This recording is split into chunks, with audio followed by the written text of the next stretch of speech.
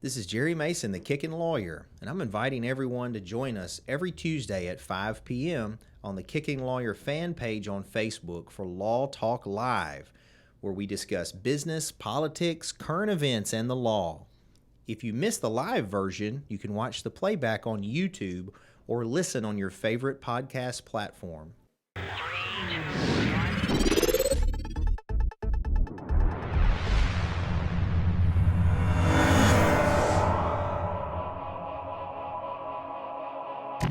All right, it's Jerry Mason, the Kickin Lawyer, and we're live for another Law Talk. I'm sure some of you doubted I would be here because I'm all broke, but I'm here. And so I want to remind you, if you haven't already, to like, follow, subscribe to all our content. We're on all social media platforms as well as podcast platforms. And then also we're on TikTok where you can get some legal stuff, and Josh does dances. It's a lot of fun. I do not do dances. And then I want to remind you to go check out NA, the band. They just released the single Wonder Girl. It's free across platforms. You go check those guys out. It's Noah and Austin, and their whole album is going to come out soon. But right now, Wonder Girl is available for free. Don't forget that Mason's... we got Michelle Allen first. Michelle Allen's our longtime sponsor. She's your go-to in the area for if you're buying, selling, renting, leasing, real estate, any of that. She's also a good referral if you just need to know where to go in the area for professionals.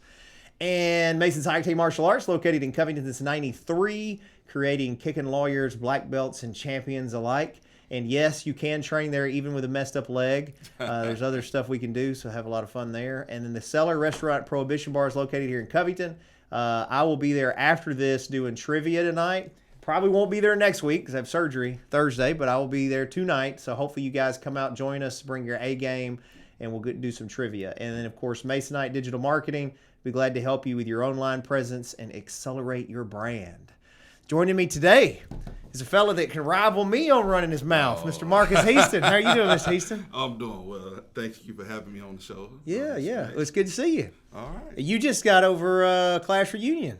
Yes. Yeah. Covington High School class of 1996. We celebrated our 25 plus one a couple of weeks ago. Had a great turnout and a great weekend. So the class of 92, I think it was 92. Yes, they just had They had theirs week. Saturday at the Yes. Cellar. I was there the whole time propped Yes. up, and man, they had a blast. Yes, There's that's a what lot they of were folks. telling me. A good friend of mine, Wesley Somerville, and Thomas Chairs and Christy died in that game. They were telling me, allegedly, that they are weekend mirrored the 96 one. So we'll see. But I heard it went great.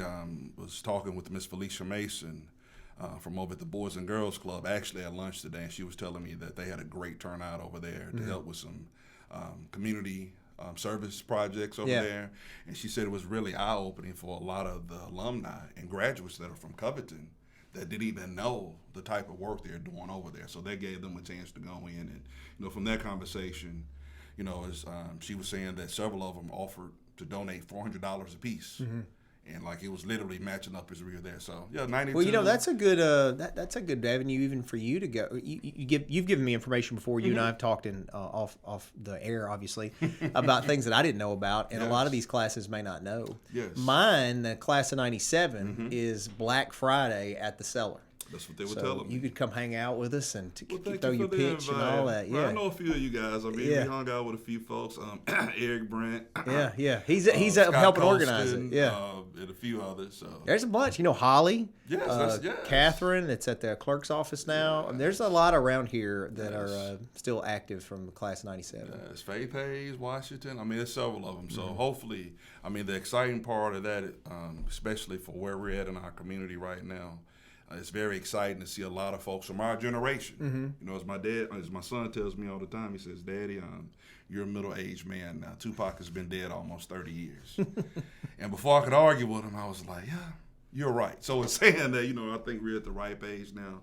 A lot of us, whether it's the class of 92, 96, 97, whichever class, we're at a point, we're fortunate enough that we are older in body, but still young in spirit. And we're just, in my opinion, at a ripe time right now that we really can not only in our personal lives, but have a lot to give to this community. So, Yeah, well, we're at a point where maybe some of us have some extra funds to help support people. I didn't want to talk on other folks' pockets, but we might have a little bit of discretionary. True. Yeah. Right. So, instead of going and buying, like I use my money, the discretionary money, people dog on me because I think people think I have more money than I have because I don't have tons of money. Most of my money goes into the businesses. Right, People don't realize in small business, a lot of that eats up your money. Yes, it does. But I do buy watches, comic books, things like this I don't need. And that's why this year, and I haven't figured out what I'm going to call it, but this year for Christmas, I was just talking to my son about it. We decided to not do Christmas presents. What we want to do is find a couple of families in the community that can benefit from it. And instead of going and buying each other presents, we're just going to kind of share it amongst ourselves to buy the family presents, specifically for the kids. Love it. That sounds Yeah, great. because, man, I don't need more crap, So tell everybody what you do now. Like what your day consists of, and what do you do? What do I do? All right. Well, for those that don't know me, introduce me. Marcus Heaston, proud alumni, Covington High School, 1996. This is now finishing up my 22nd year, going into 23 years in public education. 20 of those years in some form of admin role, and with that, I've had multiple roles in various parts of Tennessee and various parts of the United States, which has been a blessing to gain a wealth of partnerships and friendships and opportunities to grow and to learn. So I share all that in context. The experiences I've had throughout my career, not only in West Tennessee, Middle Tennessee, and parts of Texas, and throughout the Southeast, has sort of prepared me for what I'm doing now. So my official title with Tipton County Schools right now is Workforce Development Coordinator, and then I also work with a lot of different community partnerships as well. So in a gist, I'm sort of a middleman for a lot of different organizations as we look forward to the great opportunity that's here in West Tennessee. So let me back up a little bit before I go more into my job description and work. Unless you guys have been under a rock, we found out around this time last year that Ford Blue Oval City, Ford has made their largest ever investment in clean emissions, carbon-free, highly technology-driven, most innovative investment at the time in automotive history. So with that investment is depending on which metrics that you look at. That Ford Blue Oval is expected to bring 6,400 jobs to the area, anywhere between some reports a little bit lesser than 6,000, 6,400. And then attached to Blue Oval City is a Korean-based electric battery company called SK Battery, and they're projected to bring anywhere between 2,000 to 3,000 jobs. So totally, you're roughly looking at a little bit northward of 9,000. The total investment is expected to bring 30,000 jobs throughout West Tennessee, the region. So I'm really quick to just share with folks that as Workforce Development Coordinator, yes, we have a landmark opportunity as far as that investment is going. But our job with Tipton County Schools is not only to prepare a workforce for Ford, but to make sure that we're meeting the multiple pathways. That's it, and part of this investment, which will include infrastructure, police officers, firefighters, EMTs, teachers, healthcare workers, realtors, retail, cooks, cosmetology, construction, you name it. All of these things feed. If you have 6,000 folks in your area, that's going to open up opportunities. So what we want to do is make sure on my end with Tipton County Schools, I work with our middle schools and our high schools to identify strong pathways for careers, and to also create, based upon what the job market is showing us and the shifts we have in society, to make sure that we're creating and sustaining multiple pathways towards success. When you and I were in school, and I call it the big American myth, educational myth, for so many years we were drilled that in order to be successful, you had to have a 4-year college degree. Yeah. I mean, I know a lot of good folks now that are successful as entrepreneurs and other things that did not go to a 4-year school, but still battle that stigma of not having your master's degree or your bachelor's degree. So I'm happy and we're very blessed to be a part in my career with all these opportunities that are coming not only in West Tennessee, but throughout Tennessee, as far as innovative manufacturing and businesses. To be at a point right now, the demand and the research shows that that's the ultimate lie. There are tons of opportunities from your trade schools to your TCAT to your community colleges, entrepreneurship opportunities. So working with that data and working with 4 new generation learners, 21st century type STEM manufacturing, innovative production, taking all of those ingredients and making sure that we are, like I said, creating those pathways that, hey, if you want to go this route, TCAT may be your best bet. If you want to go this route, 4-year may be your best way. If you want to go this route, the military might be that way. So making sure that not only we're creating those, but we are crystal clear in communicating those to the students, parents, and to the community as well. Yeah, and you brought up something on the Blue Oval City, and I'm sure you're aware of this, and I don't know if the viewers are, but, Ford has a requirement, they previously have, and I'm sure they will in the future, that if you're a supplier for them, Yes. you have to be either on site or within a certain distance. Yes. So what that means is it's not just those jobs at Blue Oval City and the SK, it's going to be residual jobs that come up. All those people are going to need, like you say, they're going to have to eat, they're going to have to sleep, they're going to need lawyers, they're going to need teachers, they're going to need doctors. There's a couple of other areas in the South that have had some investments similar to this, but not to this degree. And you've seen how it's just completely changed those areas. Yes. And so we're at a whole nother level of investment from this huge corporation. So I just don't know that people still have any idea. They just approved that we call it subdivision. Yes, 40 acres behind Charge Academy. Yeah, and that's just a start. They got something similar in Millington and Atoka coming. Yeah, drop in the bucket. In the next 5 years, it's going to look completely different. It will. A lot of the training that I do, besides working, as I said, I work with multiple different organizations. Besides working with Tipton County Schools, I also partner a lot with TCAT, Dyersburg State, the TBR, Tennessee Board of Regents Schools, University of Memphis, UT Martin, TSU, you name it. And I also do a lot of cross-county, cross-regional trainings. And one group that I work with is the UT Centers of Industrial Services, and we meet in multiple hotbeds for economic growth in Tennessee. So my first meetings were, let me cut this off.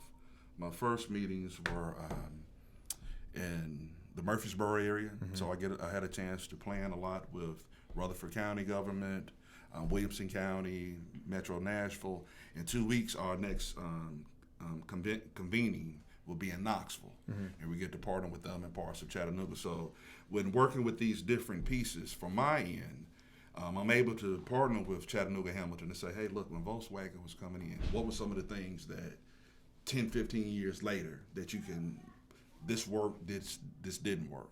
And working with Rutherford County and working with Nashville with the Nissan investments, hey, what worked, what didn't work. So in saying that, in my opinion, best case scenario, with proper leadership and vision, Tipton County is primed to be similar to Williamson County in the next 4 to 5 years. Yeah, starting the next 4 or 5 I agree, and I agree. Leadership, the metrics are there. Leadership's important. You got to have people that are progressive thinking, because growth's coming one way or the other. And I've been saying this for months. We're either going to get a bunch of check cashing places and liquor stores, and I'm not knocking liquor stores. I thought about opening one, but at the same time, there's a certain kind of growth that goes with that. And you have to be strategic in it. Yeah. So, different ones that I have been blessed to plan with so far. I think we all are agreeing that, hey, look, growth is coming here, but we want to make sure we grow it aligned to our community values.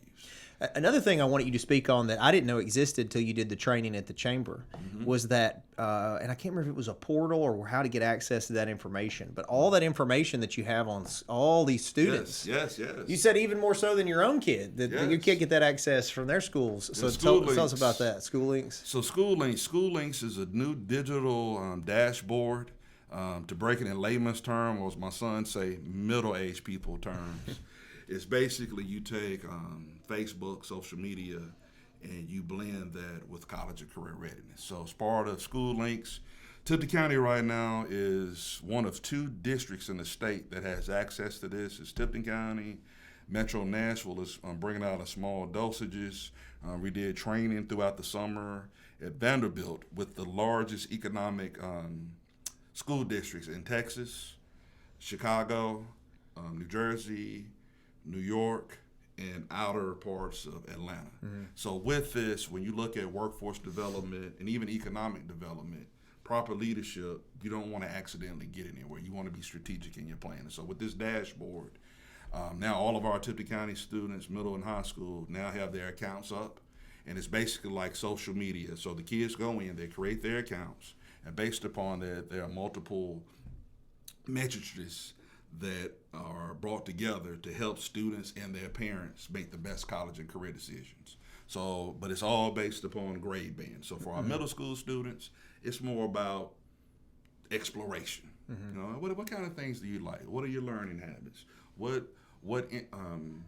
your personality? I mean, kind of soft, not just drilled down, but kind of giving you an idea. And we couple that with, I don't know if you're familiar with the West Tennessee Career Expo,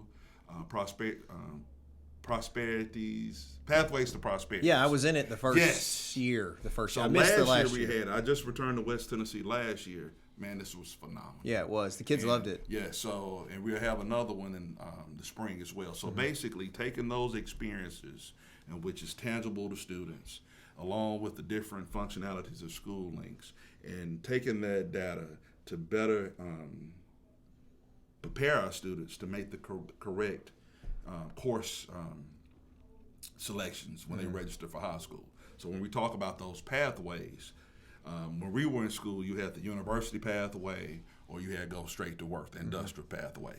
This is similar a little bit, because what I found out the longer I've been in education and been in leadership, a lot of things that we did in the past really worked. They just went away from it. So in this case, taking that information and strategically talking to the student and parent. Let's say, for instance, I want to go into nursing. Well, even 10 years ago when I was principal at Covington High, we had students that thought that you had to go to UT Knoxville to become a nurse. When in actuality, right here locally in Covington and Tipton County, we have TCAT. They have a 12-month program now, accelerated program. And then you have programs at Dyersburg State that are 16 months. So instead of going way to UT Knoxville, accumulating debt, or MTSU, whatever, not knocking those institutions, but making sure that we let our folks know that, hey, look, a lot of these things that you're pathways that you want to pursue can be done locally with a fraction of the cost, graduate with zero debt, and able to get out quicker to make money. Yeah. And I mean, I've been doing this long enough. Some of my students that have gone through the Dyersburg State program, traveling nurses now, they were making upwards to $12,000 per week. Yeah. Week as a Yeah. Were traveling you, nurse. Josh? Was he your principal? Or was it my kids? My assistant Yes, principal. they were part of the first years, and because Josh, you were what, 010, 09? 09, yeah. Yeah, 09. So he was that first year. So by the time that 011 and 012, when the score prizes and all the accolades, U.S. News and World Reports, we had that shift by then. And at one point, I think my last shift there, we had 72% of our students graduate with 3.0s and above. Yeah, no, you were killing it. I remember. No, I don't like to say I was blessed. Well, but it's leadership. Well, man, so that's part of I it. had But you great did a good job. teachers, great assistants. My kids were there under you. One or two of them were anyway, and they all liked you. Yes. They all enjoyed it. Well, thank you, but we were blessed that I was blessed to have students that trusted me to lead them, and then the staff as well. What was it like being a principal? Because you were an educator, right? Were you? So you went from a teacher. Because I was thinking about this the other day. I tell you who I was thinking about. I was thinking about Ayanna. Yes, Ms. Dow. So she is. I'm sorry, Miss Dow. She is now what? Austin P. Yes. Principal or assistant principal, something like that. Yes. And so I've known her. She's a year under me, and I've known her my whole life. And she was friends with my first wife and my wife now. Anyway, she's a great person, right? And great for the community. Yeah. But I was like, as an educator, is that how it works? Like you are a teacher, and the goal is to be a principal, and then what is it, board? And obviously you've jumped into a different position. But how does that look at? How does that feel being an educator? The difference from being a teacher day to day to going into administration. Well, back eons ago when I started in 2000 and 2001, there were limited opportunities for growth. So it was either you teach, you become a head coach, or you go into admin.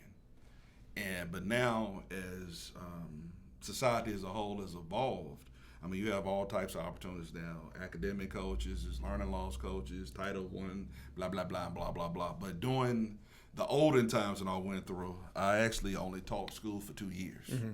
And I was blessed with an opportunity in 2003 to become an assistant principal at Crestview Elementary. So I've been an administrator, elementary, middle, high, board level, little bit of everywhere.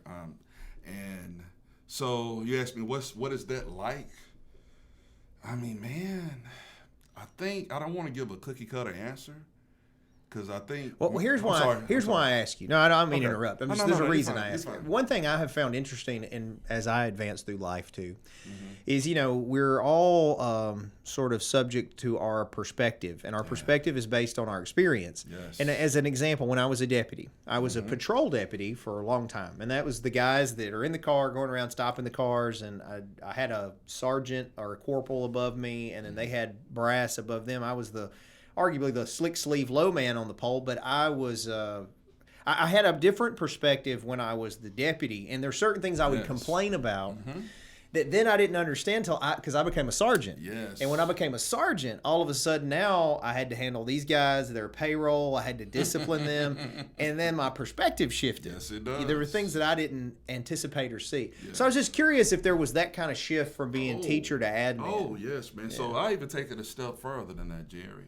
I've held every job in public education except superintendent. So when I was a UT Martin undergrad, I was actually a custodian during the summers. We clean up Martin Westview, paint, etc. Then I would come home on holidays. I was a substitute teacher at Covington Middle School at the time.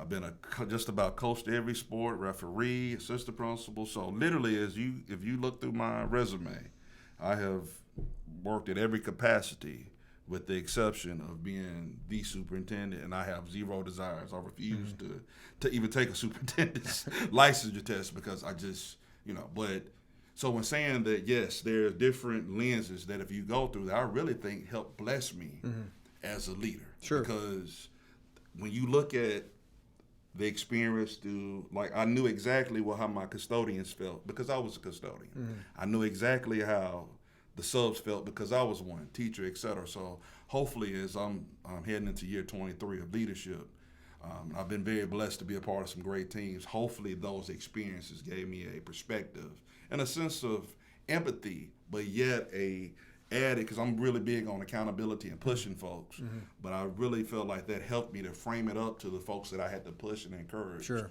To be empathetic or make it relevant, and it didn't come across the wrong way. It makes sense. That doesn't make No, sense. it does. I mean, and I think leaders in general, the more diverse a background can often be good. I think part of the reason, and I'm not tooting my horn, but I'm a really good defense lawyer, and part of the reason is because I was a cop so long. Right. So to me, I saw both sides of the coin, and even now, when I cross-examine law enforcement officers, I'm very aggressive with them, but it's because I did that job. Right. And a lot of them come afterwards to me and are like, "Hey, how can I improve this, or did I do this right?" And I try to work with them on it. But my point is, I think that experience is very valuable. It's almost invaluable to be a good leader in different positions. And I say it because I'm sure right now, maybe even watching, I don't know, there are going to be some teachers. And I know that at that level, they'll fuss about admin doing this or that or the other, and may not have the perspective of what you have to juggle when you're in those positions. Yes. So I was just curious about it. Well, it's a lot. I mean, budget. You have federal policy, state, LEA. What I loved about the Covington job, I mean, I've had multiple jobs, but I used to always joke that to me, Covington High was a mixture of O'Brien County and Melrose High School put together.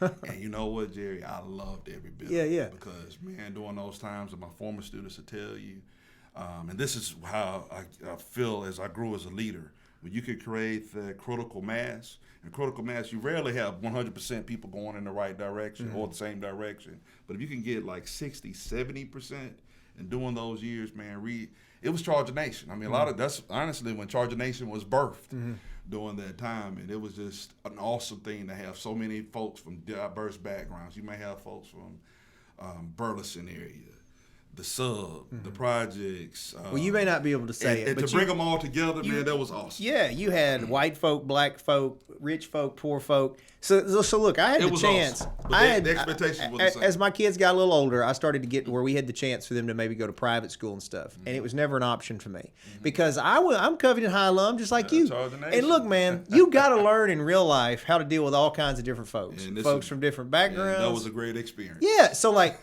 going back, something I was going to tell you.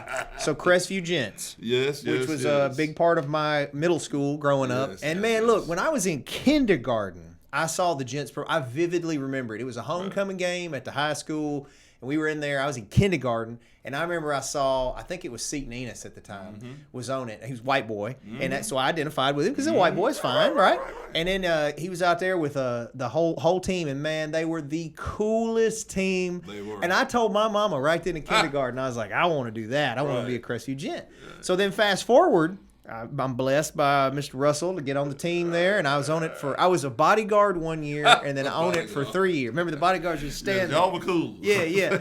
But look, let me tell you, to this day, that was one of the best experiences I've had in being around a real diverse group. Yes. And there was no racism towards me or the other way around. I remember going to Jeff Hill's house, and I'll never forget, man, we went in there to practice, and his mama had that heat up. Yes, I don't know what it was about being in a brother's house, but he had that heat up.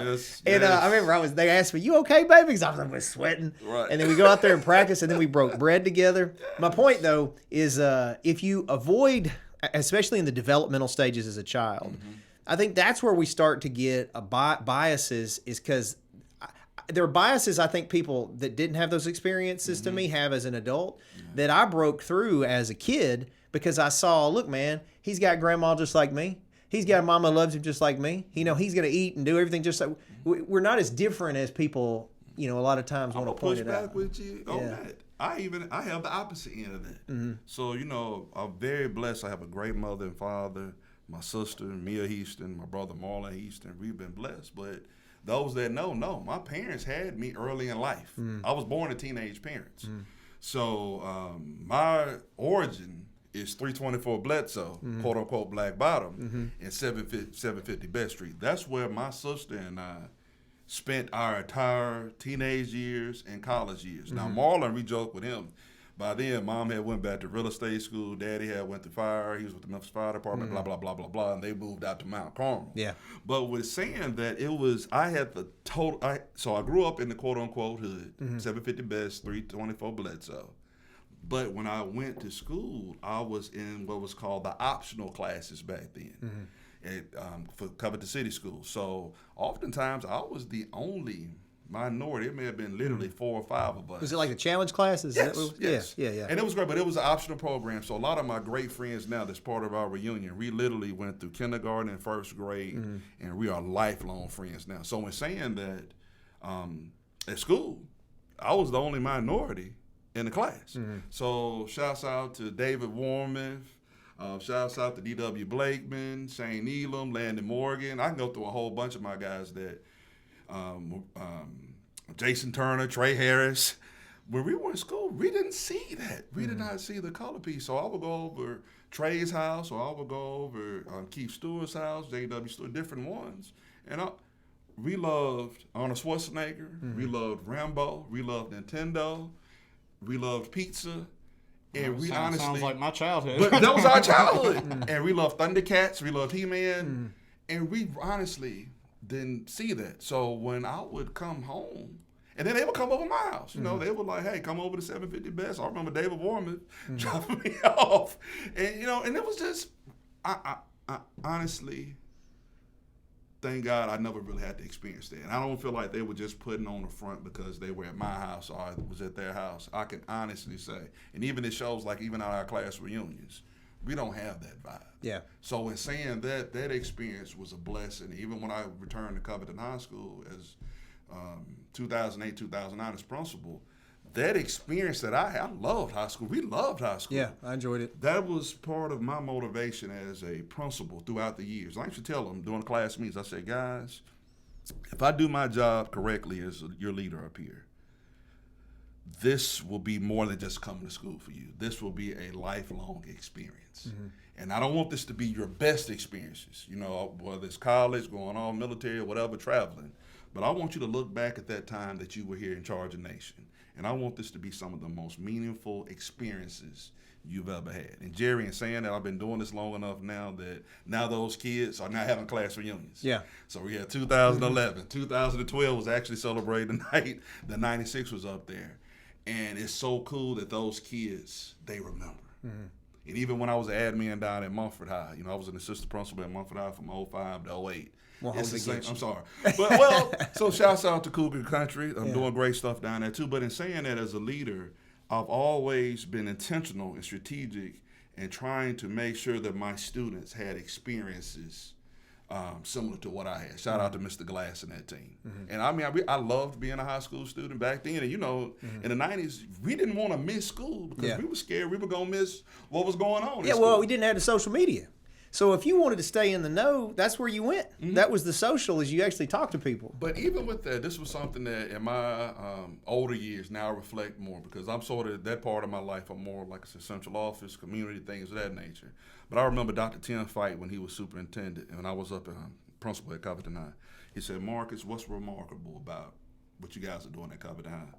Y'all have the best teacher attendance, the lowest teacher turnover, the best student attendance." I mean, he was going on and on and on.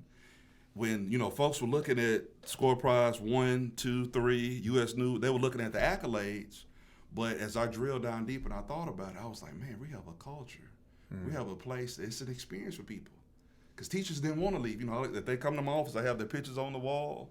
The students, they wanted to be there. I remember some kids, I mean, it was just, so from a leadership standpoint, being able to cultivate those experiences, man, has been great. So sharing that in Covington, the reason why I'm enthusiastic, the reason why I moved to Middle Tennessee in 2015, was able to come back right at the right time of where we're at, is because I truly believe in this community. I love it. I mean, those that know, and for me, it's like, hey, I don't wake up feeling like I have to go to work every day. I wake up like literally jumping out the bed like, all right, what are we going to do today? Because we've had our rough patches in our community, but the pride of if you want to see what this community is about, man, see Charger Nation on any run, whether it's a baseball, basketball, football run. You got all these, once again, folks coming together from different backgrounds. Even when we had that alumni night back in August, where we had the Cougar alumni and the Charger alumni, that's Tipton County that I know and love. Yeah, I agree. And a lot of visitors we had that was part of the Blue Oval leadership team, I invited them out, different ones. They were very pleasantly surprised. I'm like, y'all, this is what we do. Yeah. This community has more of what connects us instead of what divides us. So in saying that, you know, being very blessed at this point in time, that our generation, the love that I have for this community and the opportunity that has landed on us, I really feel like if we cohesively bring all these pieces together, man, we can rewrite or enhance everything about this town currently and for years to come. And that excites me, man. I agree. I think, though, that just like you said in the very beginning, I would challenge former alumni from the area to come back and, you know, bring their skills, their knowledge, their money back to the community, because it is an opportunity here for it. And, you know, we've had an opportunity. We've been approached by other one of my businesses was even approached by a couple different communities wanting us to go there. But it well, like the Covington Comic-Con was a big deal trying to get the location, right? You was helping us out with that. And it's because me, Tara, and Josh, or at least me and Tara, were adamant that we wanted to keep it in Covington, because that's where we're from. This is where we want it to benefit. But I think other people need to have that same, I shouldn't say that, other people. There's plenty of people that do. I'm just saying I would challenge people that aren't necessarily from here to invest into the community and help, again, with that positive growth that we want to manage. And I think right now it's the timing. It's like I said, I'm not a hypocrite. I love Short Lee in the early 2010s to move to Texas, North Texas, which was a great experience. And I moved to Middle Tennessee for 6 years, 6.5, that literally prepared me for these moments now, like a lot of concepts, things of that nature. I'm not anxious about those because I've been blessed to be a part of those. And so for our alumni and just folks in general, I think it's about timing as well. You know, unfortunately, during that run at Covington High, we were putting our kids by the boatloads for universities, but Miss Peggy Murdoch and I, who was my tag team partner, we still communicate to this very day. We're up communicating late last night. We knew we were graduating kids that at the time would never come back to Covington because unless you worked at the hospital or if you worked in education, we really didn't have the jobs to do that. I mean, there's so much alumni. Like, so with our Tipton County Schools Endless Possibilities campaign, when you look at how many folks that have come out of this area that are doing great things nationwide, it's humbling. So part of that campaign is showing people that, hey, look, we have had great people that have come through here. And part of that now is we have this great opportunity, these 30,000 types of jobs that impact our region. Taking what we learned from the past and blending that with what the potential is now and getting it right. And like I said, building it our way, building it the Tipton County way, building it in a way that aligns with who we are, our core values, and our culture in the community. We got a great chance of doing that. So. Well, let me pivot it a little bit and ask you what advice you would give somebody. Like my son is 17, Jude, right? He's a junior at Covington. And he's, every month he's interested in this. Well, maybe he's interested in that. And to be honest, if you had asked me at 17, all I cared about was taquando at the time. Right. If you'd asked me, that's all I was going to do. Yeah, and I like dancing. But anyway, that's literally all I was going to do. So what advice do you give these young folks coming up that are 16, 17, 18 and are, I don't want to use the word scared, but nervous about selecting a path and then being like, I don't know. I'm a father. My son is 15. He attends Bartlett. He'll be a 16-year-old in February. So I'm going through this very thing as a parent as well. So I'm talking to him and I'm talking to everyone else. Stay flexible. The thing is, you want to make sure. I'm blessed in my career. Initially, I wanted to be an attorney. My undergrad is in history and political science, and I love to talk. So didn't make it high enough LSAT. I think you've been a good lawyer. My daddy was like, hey, you got to work while you're at home, da-da-da. Luckily, Mr. Isaiah Davidson, Mumford Middle, shouts out to Mumford Middle, go Cougars. Mr. Davidson gave me a job, and I fell in love with it, and I've been doing it ever since. Because that's not what I plan on doing. So with that being said, allow yourself the flexibility to pivot. But if you choose a career, try to align it to the things that are naturally aligned to your core value, your character, and your passions. And I'm lucky, like I said, with me, I don't look at work. I mean, hardest part for me going to work is just getting these old achy joints literally to go on. Once I take a good shower and I get stretched out and I'm ready to go, it's like, so sharing that, I mean, when people have, and I know you enjoy doing what you're doing. So to your son, to young people in general, take advantage of our School Links data dashboard, which has a plethora of opportunities to explore interests and careers. Visit, ask, intern. We're working on some things with local businesses for internships. I was just fixing to say, we offer internships here. Working. Now I will be wearing you out pretty soon. We do a couple a year that are paid, limited pay, but I mean, honestly, the experience, even unpaid, is worth it, I think, for a lot of them. So that's what I would push for. So even with my own son, he loves STEM, but he likes law enforcement. So friend of mine, my girlfriend, she was formerly FBI, we set up some things that, hey, he can, during the summer, we go up to Boston, Massachusetts, different parts that he can shadow and ask questions. My dad is heavily involved with a lot of the things, fire service and law enforcement here, just utilizing tangible and intangible resources to make sure that... Your dad's busy. I see him all the time. Hey, but in that, to answer that original question, making sure that we expose our kids to many different opportunities. And then whichever one you land on, just make sure that you do your due diligence on it. Yeah, I have one more question sort of along those lines for you. I'm curious your opinion. And you don't have to answer because of your existing position where you work. You may not want to respond. Okay. But you made a comment. You made a comment about the LSAT. Yes. I personally, so it's all bull. This is my opinion. This is my personal opinion. The LSAT, the ACT, the bar exam, all of it's bull. So look, I took the bar exam. The LSAT, I didn't get the greatest score I wanted. Luckily, I had a good GPA. Yes, they look. So I managed to get into law school, right? Now, I was on the waiting list, and some people that watch this know this. I literally got in like I got accepted the week before classes started. And I quit the sheriff's office and this whole big deal. Anyway, so then I do law school, right? And I did it like a job. So I went down there, I worked. I was 30 or 31 at the time, and did it like a job. Went and did my stuff. I didn't do extra stuff. And then you come to the bar exam, which is another threshold barrier to become an attorney. Man, that thing about whooped me, right? I know. Now, fast forward, I've been a lawyer now working on 8 or 9 years, I think. And I toot my horn, but I think I'm pretty decent at it. And it had nothing to do with the LSAT, the bar exam, any of that. So here's the question. What do you think about standardized tests? I believe when you are in Rome, you do as the Romans do. So with that being said, in life, there are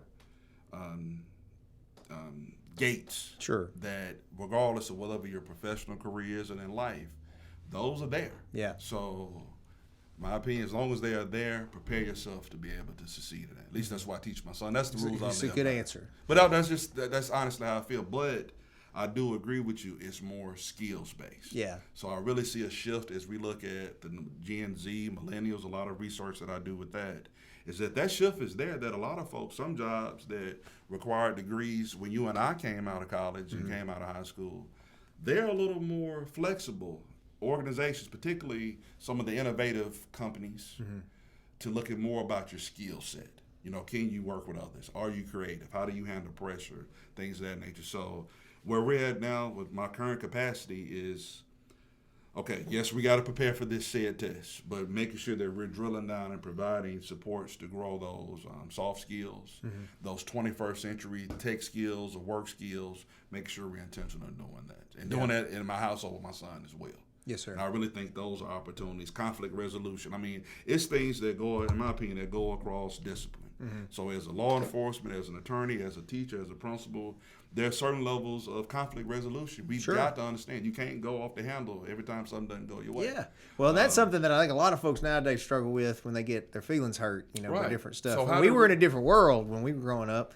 Right. You had to give just as good as you got back then. Right. But even with that, like as a parent, I try to I still hold my son super accountable, and our family is our family, we hold each other accountable. But also, what I've learned as a principal and even as a leader now, listen a little more.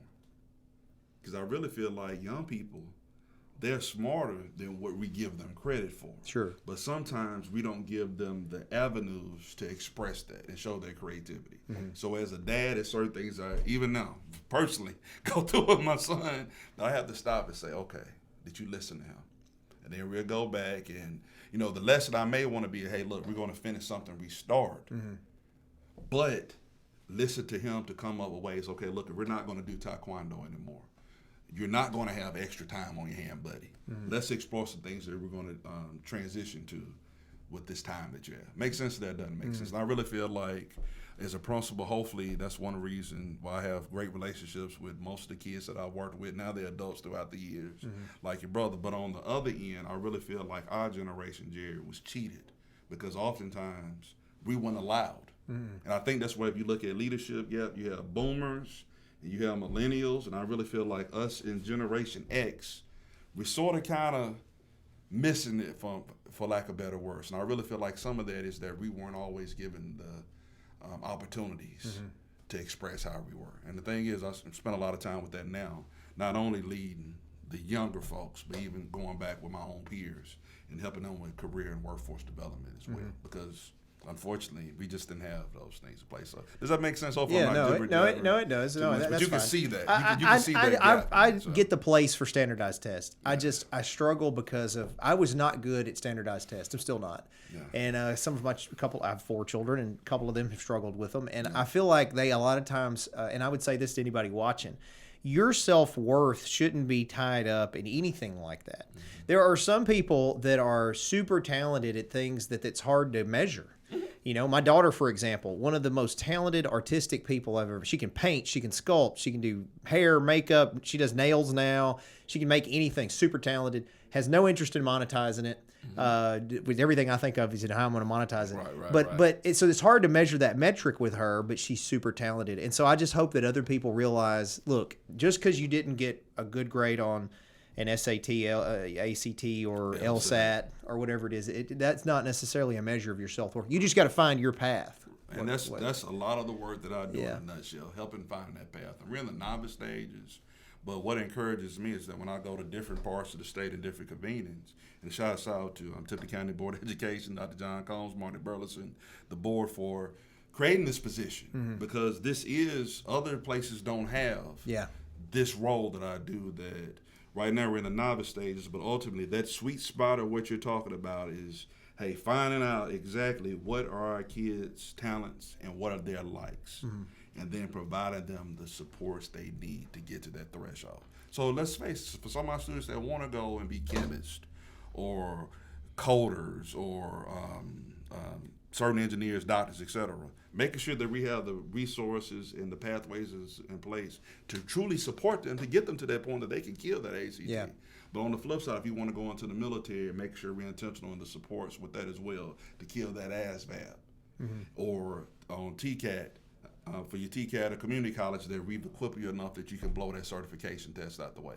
Unfortunately, there are gatekeepers for every career that we talk about. Sure. But I think that we can do a better job, and I know I challenge myself personally to make sure that take all these different points and make sure we're offering the supports and the guidance for said pathway.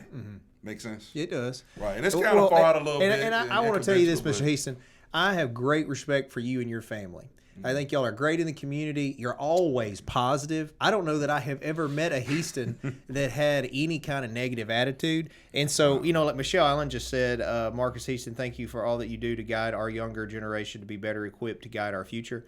But look, man, like regardless of what your job position is all these you bounced around, part of why I think you've been successful, you've got such a good attitude. Well, thank you. And if nothing else, I think that's a great example for other people to emulate. Well, thank you. Well, that was drilled into, if you guys know, you know, my dad and myself, the OGs, the originators know my grandmother, Ruby Heaston. If you grew up in our household, that's just the energy. I mean, that's the energy. I was just talking to my dad before I came in, and one of my favorite quotes is that opinions don't create change, but examples do.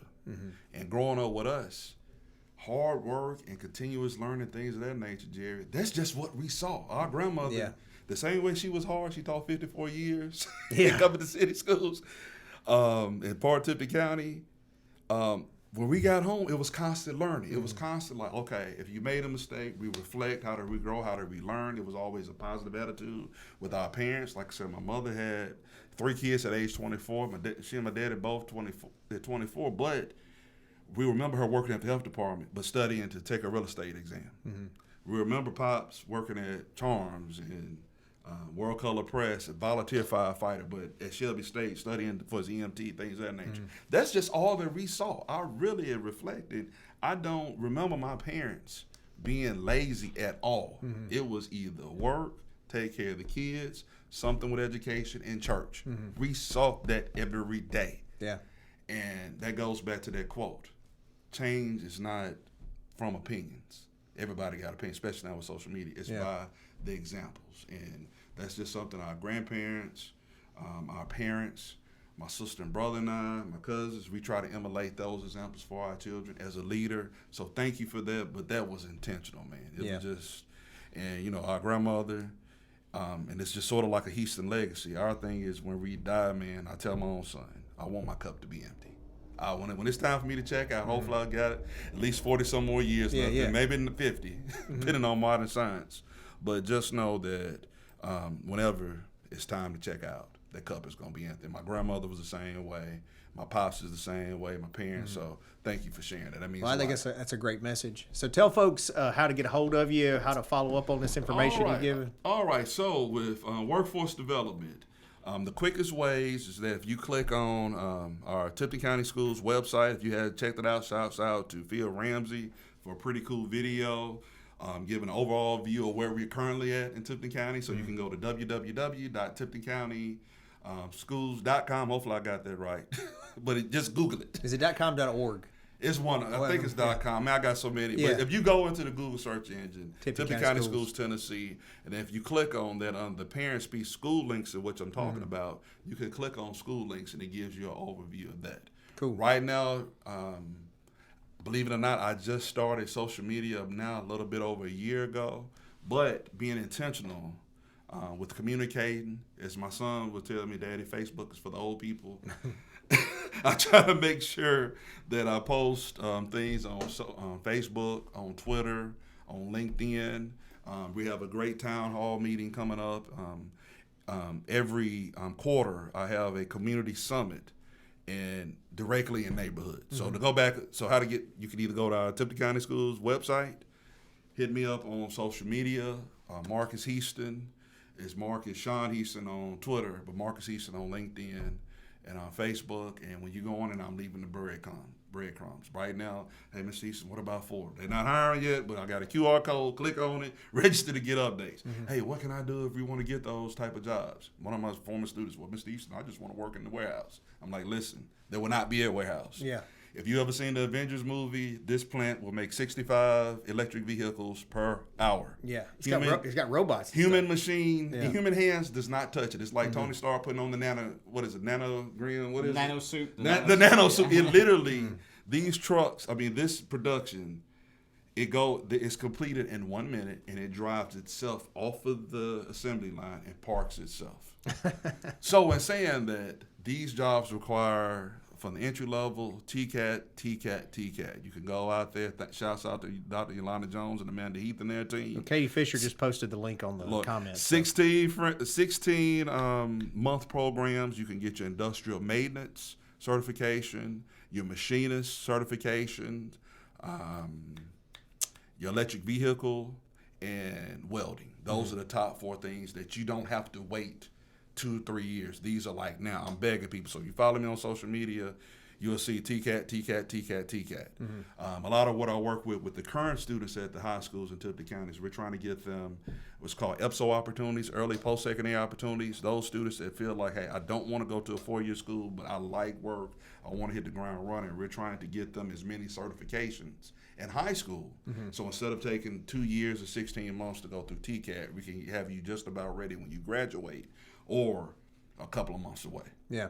So even with that, if you are currently, if you are at a TCAT, right now, some of the reports that I was told last week is that Unilever are paying some of their, don't misquote me on this, I'm just saying allegedly what I heard, $31 an hour if you have certain industry certifications from TCAT.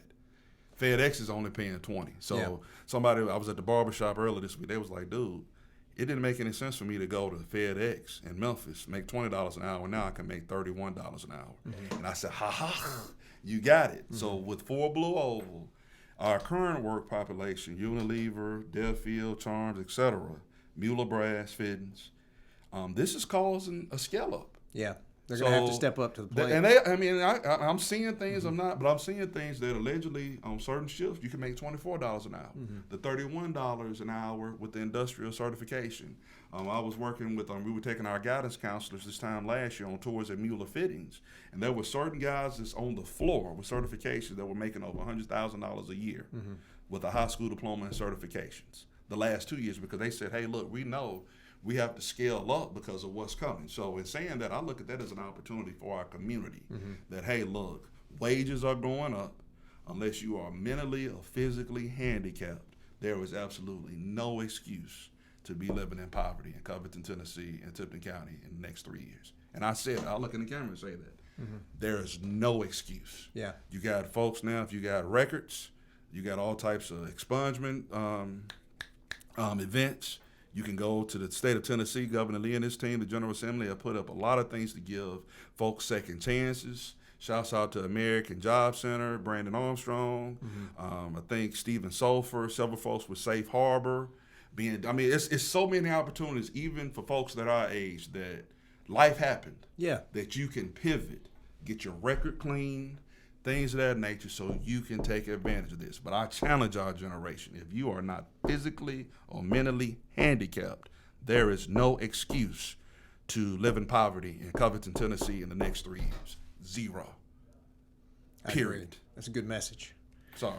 No, you good. When you invite me, those I always tell people, look, if you invite me, I agree. I agree with you. And that's a challenge. That's a challenge. There's no excuse. No excuse unless you are phically or mentally. There's no excuse. That's what. That's the key, though. Is people got to work. You got to put forth some effort. But I think that the effort, the amount of effort is elderly. I take that back. I'm sensitive to the elderly. But, if you've paid your dues, but if you are our age, the barrier to entry to be financially successful is I think lowered around here now because of the opportunities. And the thing is, I know intentionally on my end. And you asked me another way that how people can get in contact with me. I believe if, hey, look, because here's the thing. We got, and I tell my team at central office all the time, y'all, we have good folks that's working 12-hour shifts. Sometimes they can't make it to every school event we have. So we got to be intentional in going to them. So shouts out to Pastor Sean Moses and Canaan Baptist. We had a summer summit. You got to the entrepreneurial thing. Yes, there. and then we have an event coming up this Monday at Greater St. John where we have multiple people that encourage entrepreneurship, but also with economic development, home ownership has to be discussed. Because right now, rental properties are already starting to rise in our area, and I've lived this in Texas, and I definitely lived in Middle Tennessee. In the next few years, if you're paying minimum rent, that won't be the case here in Covington in the next few years. So instead of sitting up and belly aching about it, what are you going to do to get prepared for it? So I'm happy you asked. So we are partnering with Patriarch Bank here in Covington. Shouts out to Queen Shaw.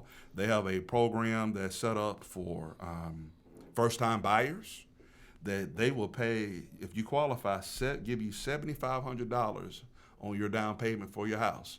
They're going to have that set up Monday night for our event. We also shouts out to Miss Teresa Griffin and First South Bank, First South Credit Union in Atoka. A lot of times people think credit unions, they think of Navy Federal and just down in Memphis. I'm like, no, we have a credit union right here in Tipton County called First South. So what she and her team, they will be set up Monday night as well, that anybody that's in attendance Monday night, they're going to waive all fees for opening a checking account or opening a savings account.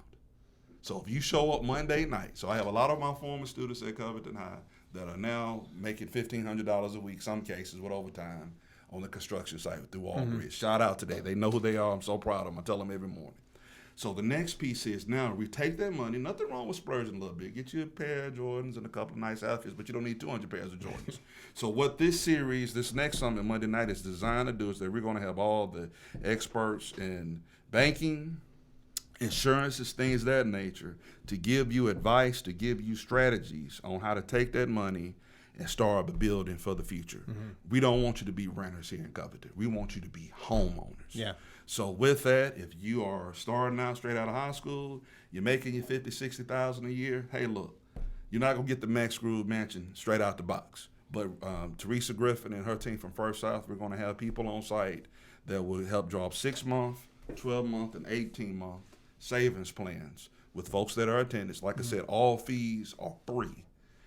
We're going to encourage, and I'm going to encourage during my speeches, guys, if it's no more than preferably 10% of your paycheck each time you get it, no more than $20 a month, let's put it in these accounts and let it grow. Yeah. And you build your accounts up. You build these things up. These are the things that lead towards home ownership. Queen Shaw, shouts out to Miss Willie Mae Cheney, and now they are Cadence Bank, Bancorp South formerly. Yeah. For our winter event, we have programs that are set up that if life happened to folks, hey, I've been divorced. Life happened. Life happened. Yeah. The pandemic happened. Yeah.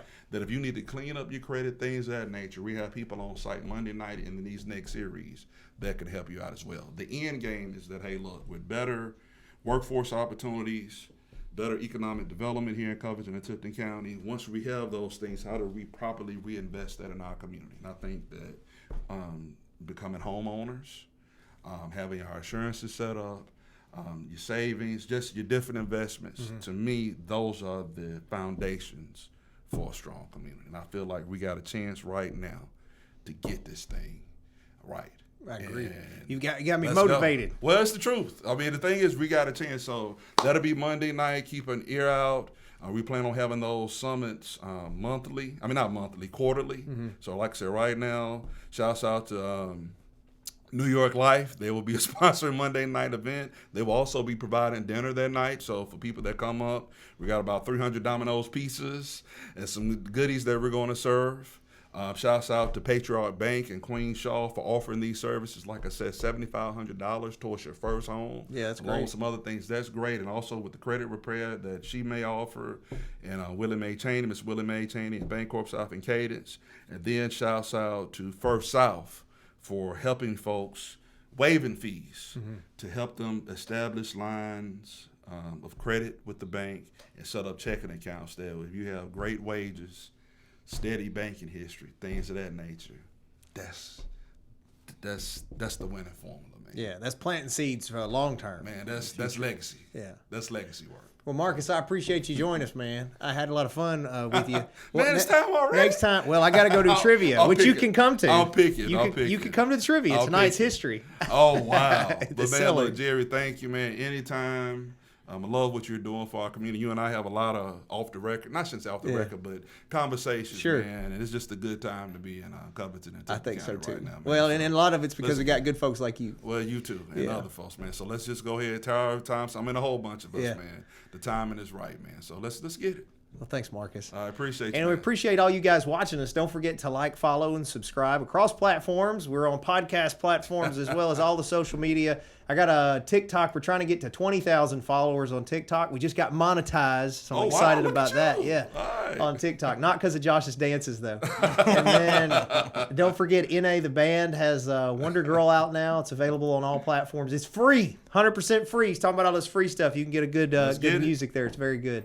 And then, of course, Michelle Allens, who's apparently been watching this whole thing. She's commented several times. She's your go-to in the area for realtors. We're talking about buying houses. Hey, she'd be glad to help you out. Hey, Megan, if you're in the neighborhood Monday night, come on out. We got my guy John Burnett to be out. I mean, look, we're just trying to start a movement. We're just trying to start a movement in the right way. So, Megan, if you hear this, come on out and see if we can partner with your group as well. Yeah, she's sponsored us for a long time. It's one we got these fancy mics. Uh-oh. And then Mason's High Octane Martial Arts been serving the community since '93. We're glad to have you. Just visit masonsmartialarts.com. We can start you on your own black belt journey. And then, of course, the Cellar. I'll be there here shortly. Tuesday night trivia night, live music every Friday night. Great menu every day. Opens at 4 p.m. We'll see you guys at the Cellar.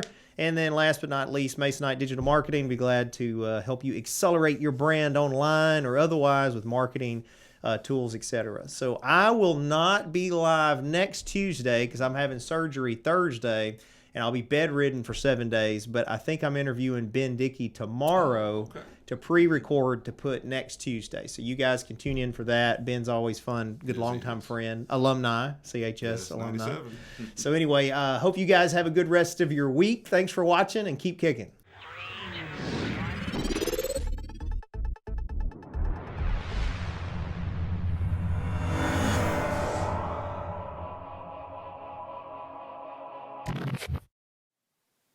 Thanks for watching, guys. Just remember that this is not legal advice or investment advice or business advice. This is for fun and entertainment purposes only.